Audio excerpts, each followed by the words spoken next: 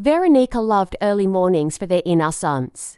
When the city hadn't yet started buzzing, when the janitor quietly scraped his broom along the ground, and steam rose from a cup of coffee in a thin thread at those moments, it seemed to her that life could be recalibrated again.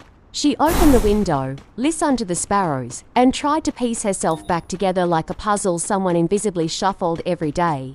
Her marriage was like an old house, sturdy, with thick walls, but with windows that sometimes got stuck, with a door that creaked at every step. Pieta was reliable, restrained, a staunch adherent of order, things in their places, plans for the week, a vacation once a year by the sea, where they walked the same waterfront route twice over.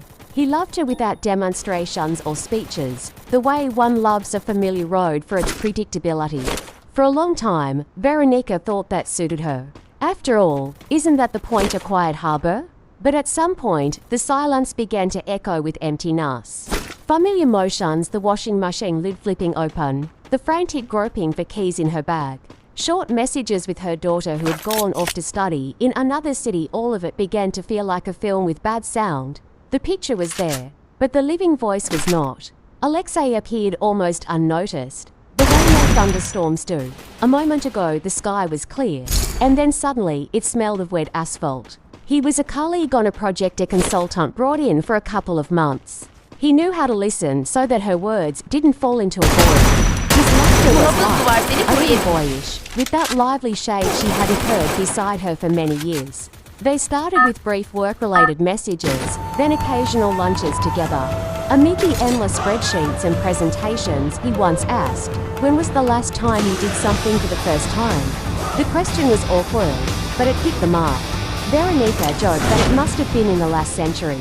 And that evening she caught herself counting, really, what had been for the first time for her in recent years. Aside from insomnia and a new vacuum cleaner model, the first kiss felt as if it wasn't hers, as if her body had made the decision for her mind. Rain, a narrow overhang along an old building where they lingered after an overly long meeting. His hand on her cheek, a little rough from the wind, and her consent unconscious, with no future tense in her head. That kiss had neither girlish rapture nor promises, only a sharp, glass-like need to make sure she was still alive. Then came the meetings. Careful, stolen from the calendar for 45 minutes and from her conscience for eternity. They didn't speak about us, as if any definition would shrink and render fragile their strange reality. Alexei talked about cycling through empty Sunday streets, about a novel he couldn't finish, about how he feared repetition, how once had already turned a relationship to ashes. Veronica listened and thought how